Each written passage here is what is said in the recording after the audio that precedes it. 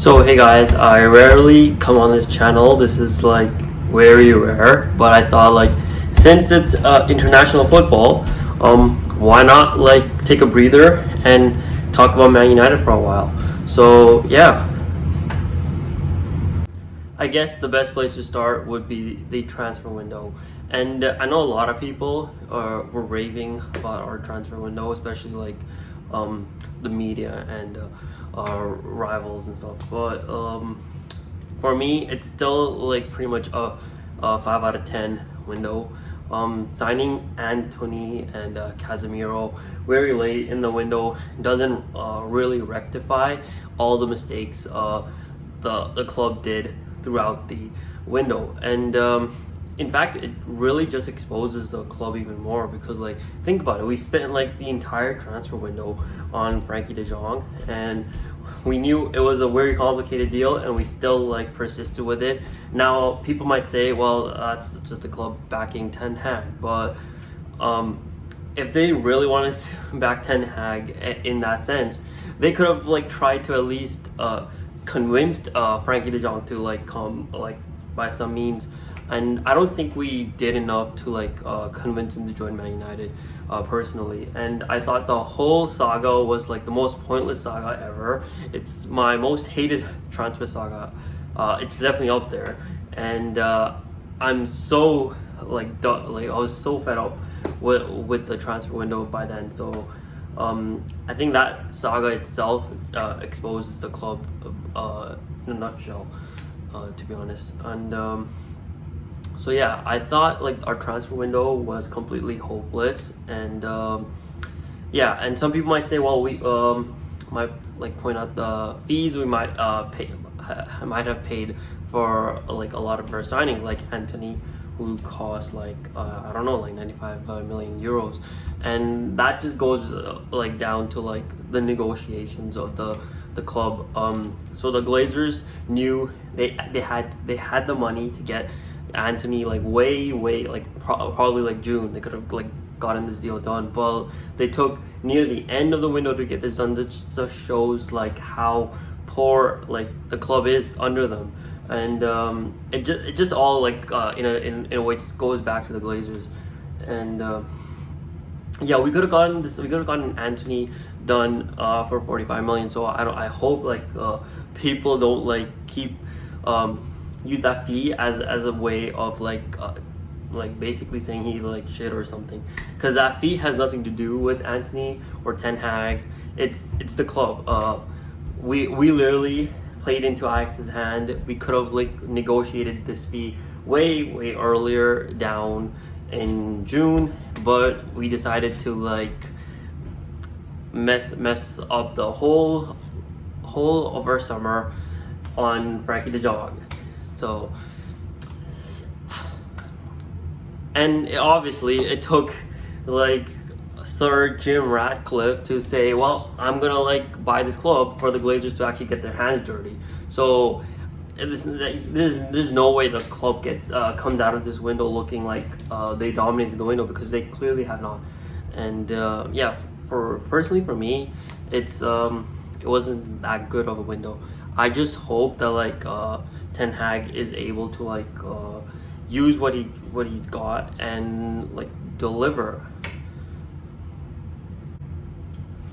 Now, saying all that, I do think like the signings that Ten Hag has made, like Malacia, Martinez, Eriksson, and even Anthony, even though he's been for like a few, like almost like he's only been here like almost for like what, like 30 minutes. Like he's not been here for a while, but yeah, I think all of Ten Hag's signings have been like huge, and they've really lifted the squad. I would also say finally playing Rafael Varane has definitely also lifted the squad, and I do think our season really depends on if Varane can stay fit. So, and looking at his injury record, that does not look promising.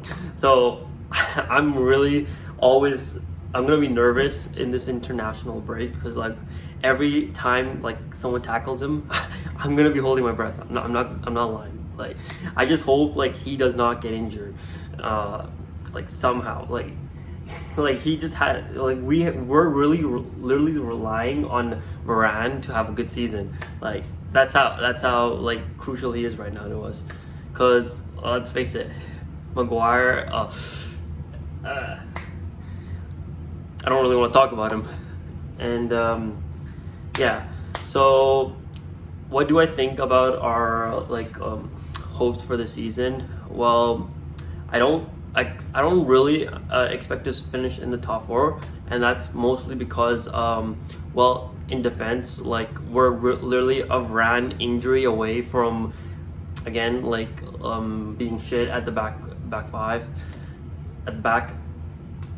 And I also think without Eriksen, our midfield does look hopeless, and to me, it already is a bit hopeless. But like without Eriksen, we look even more worse. So those two players are very crucial, and yeah, it just shows that we don't really have like depth to like compete for like the top four and challenge for Europa League and all these other cups.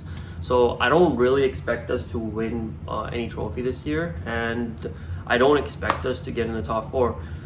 And yeah, I just hope like we could have a good season in terms of like the football, which we'll see, I guess. But like so far, the way we started the season, it's been like good. If you discount all the games Maguire has played, we looked really strong at the back, which is a positive, because like when your defense is really strong, it just gives everyone else in the team the confidence to play their own game. So yeah, I think when you have this back line and a strong back line in that, you're just as a player that's like a midfielder or attacker, you're just gonna have like huge confidence, because I could trust them to like do the defensive work, you know. So yeah, I think I'm predicting us to finish sixth. I said this when we beat Liverpool as well in the preseason, that I think we're still not that good enough to finish in the top four. So I expect us to finish sixth.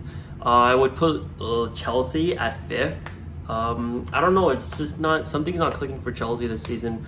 So yeah, I would put them fifth, and then fourth, I'm gonna put Arsenal fourth. I just expect Arsenal to fall at some point, because I don't think they have the depth that Spurs, Liverpool, and City do. So I do expect a mini collapse, but I think they are so good right now that I do think they'll get top four. So yeah, so fourth I've gone with Arsenal. Then I've gone with Tottenham Hotspur. I just think the Spurs are really strong this year, and they got a depth. So I think they'll have a good season for sure. And then I know Liverpool haven't started the season really well, but I still expect them to end up finishing second. And yeah, and Man City I think they're pretty much gonna run away with the league this year, especially the way Holland's going this year. So yeah, that's my top six prediction.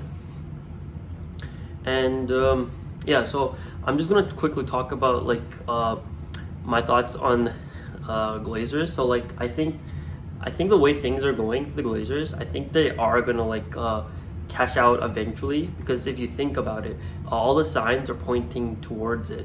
You got sponsors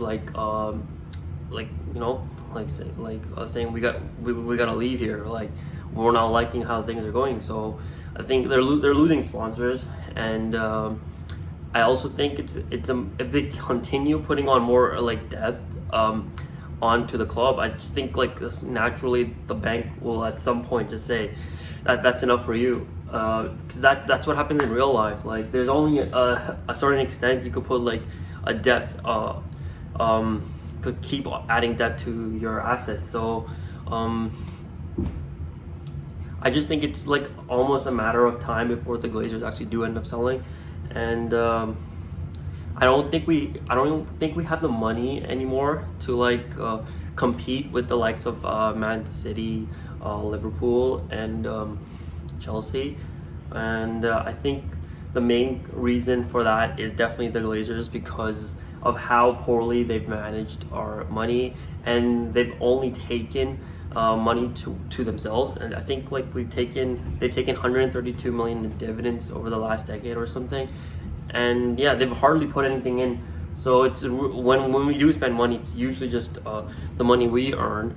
And I just think, like, someone like Jim Ratcliffe, who pretty much gets this club, and he actually has the money, he'd be perfect, because like he'd put the club back to where it belongs. So yeah, that's just my quick thoughts on that. And yeah, I guess that's all I have to say so far.